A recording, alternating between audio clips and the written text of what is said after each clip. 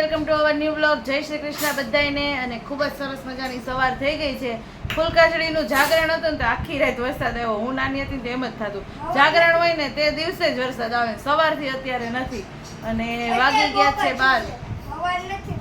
સવાર નથી, બપોર. એટલે એ હજી 12 માં થોડીક વાર છે એટલે સવાર જ કહેવાય. 12 વાગે ને ત્યારે બપોર થાય. ને જો અહીંયા નીલભાઈ આજે 3 દિવસના લાંબા વેકેશન પછી જાય છે આજે સ્કૂલે. કા કેવું લાગે છે તને? મજા આવે છે. આજ તો નો જાત ને તો ટીંગા ટોળી કરીને મૂકવાનો હતો, બાકી આજે તો મોકલવાનો જ હતો પરાણે. આ કરે હા. અને જો આજે ગ્રીન ભાત નીલના નાસ્તા બનાવી દીધા હતા. તે ધર્મ જો દહીં નાખીને જમવા બેસી ગયો છે. અને અહીંયા બધી રસોઈની તૈયારી થઈ ગઈ છે. પપ્પા લાલ મરચી આજે લાવ્યા હતા, ઈ તળી છે. હાલો. અને બહુ તીખી છે એમ કહેતા હતા, ખાધા પછી ખબર પડે કેવી છે. અને મમ્મીએ કંઈક નવું કારેલાનું શાક બનાવ્યું છે, બાયફા વગર બનાવ્યું છે. પછી શું કરવાનું? મસાલો નાખવાનો એટલે અત્યારે નાખવાની ઠીક. પછી ગ્રેવી નાખવાની ને દાળ ને ભાત ને એવું બધું બની ગયું છે. તો મારે હવે રોટલી બનાવવાની રહી છે. ચડી ગયા હા. ઠીક. પછી ઉપરથી મસાલો એડ કરી દેવાનો. ચમચાથી નાખો ને ફાવશે તમને? હાઈટ કહો ચમચાથી નાખો ને તો ફાવે. ઠીક. પછી હલાવીને બંધ કરી દેવાનું. મમ્મી છે ને વિડીયો જોવે અને પછી નવું નવું શાક બનાવ્યા કરે. તો આજે એને કારેલાનું બનાવ્યું છે શાક વિડીયોમાં જોઈને. નહીંતર આપણે બાફીને ભરીને કરવી, અને આજે કાચા અને અલગ રીતે કર્યું છે. ચાખવી પછી ખબર પડે. ચાખીને પાછી હું તમને બતાવીશ કે કેવું લાગે છે. ચાલો હવે નીલભાઈ જવાનો ટાઈમ થઈ ગયો છે. રાહુલભાઈ મૂકી આવે ને હું ફટાફટ હવે રોટલી કરી નાખું એટલે રસોઈની તૈયારી પૂરી થઈ જાય. હું બેટા જો જમવા બેસી ગયા. કારેલાનું શાક, મરચું, કાંદા, મૂળા અને છાશ. એમાં મરચું છે ને બહુ તીખું છે એમ કહે છે. હવે ચાખવાનું છે. હજી કારેલાનું શાક આપણે ચાખ્યું નથી કઈ. ચાખવી પછી ખબર પડે. તમને લાગે છે ગેડું?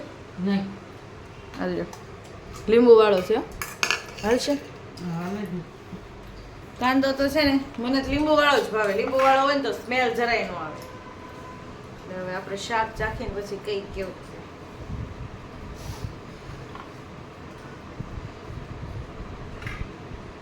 પપ્પાને વધારે કેવું લાગે એમ થાય, ખાતા નથી ને એટલે.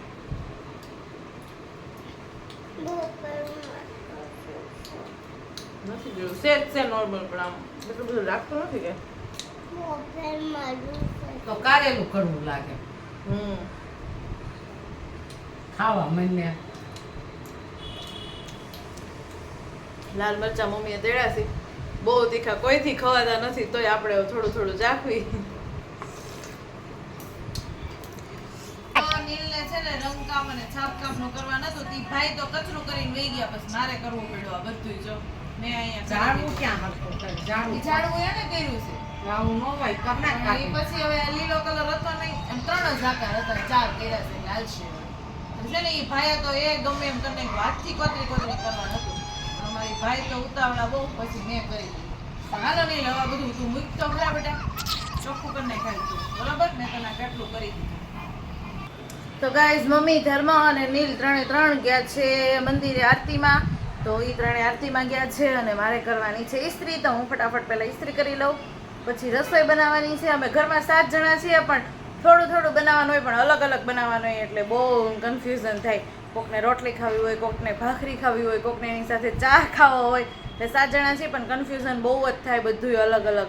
એટલે કાંઈ વાંધો નહીં. ચાલો હવે આપણે રસોઈને તો હજી વાર છે, તે ઇસ્ત્રી કરી લઈએ ફટાફટ. અને એમાં ધર્મભાઈ જો ઘોડો મૂકીને ગયા છે વચ્ચો વચ્ચ. ઘોડાને ફેવિકોલ લગાવતો હતો બોલો.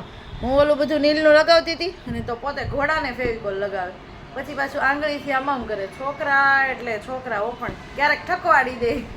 અને ન હોય ને તો પાછું એમાંય થાય કે છોકરા વગર કંઈ મજા ન આવે. રસોઈ બનવા માંડી છે. અહીંયા બને છે ભાખરી, આ બાજુ મૂકી દીધો છે ચા અને ગરમ છે. આ બાજુ બને છે મસ્ત જો ડોડાનો ચેવડો, મકાઈનો ચેવડો. અને અહીંયા બની ગઈ છે સરગવાની કઢી. આમ બધી વેરાયટી છે આજે તો અલગ અલગ બધું. મેં નહોતું કીધું થોડું થોડું બનાવવાનું હોય, પણ બનાવવાનું બધું અલગ અલગ હોય. એટલે મકાઈ પેડી હતી, ચેવડો બનાવી નાખ્યો, ભાખરી બનાવી નાખી, કઢી બનાવી નાખી, સરગવો પેડો તો એટલે બધું થોડું થોડું બની ગયું છે. અને હવે જો ભાખરી આપણી બને છે. એક ભાખરી હજી તો વણી છે, બીજી 4 નાની નાની ભાખરી બનાવવાની છે. કાંઈ નહીં, ચાલો બનાવી નાખીએ.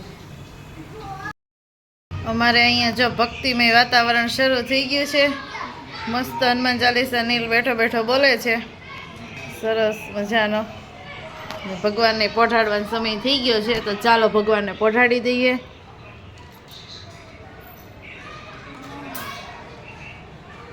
બોલો, આ પડી ગયું પોઢાડતા પોઢાડતા.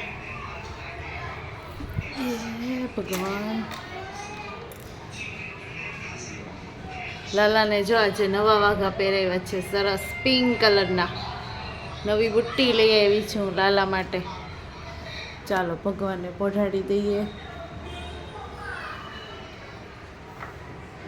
ભગવાનને પોઢાડી દીધા છે, સરસ. વાગી ગયા છે હવે 9:45 જેવું. હું થોડી ફ્રી થઈ ગઈ છું. મેહુલ જમવા આવ્યા નથી, તો 11:30 થી 12 વચ્ચે આવે, તો કાંઈ નહીં. હવે થોડીક વાર ફ્રી થઈ છું, તો મેં કીધું થોડુંક ચાલી આવું. જો મારી સાથે જે સપોર્ટમાં બહેન આવે છે ચાલવા માટે, એ બહાર ગયા છે, તોય તે કાંઈ નહીં, હું એકલી ચાલી આવું.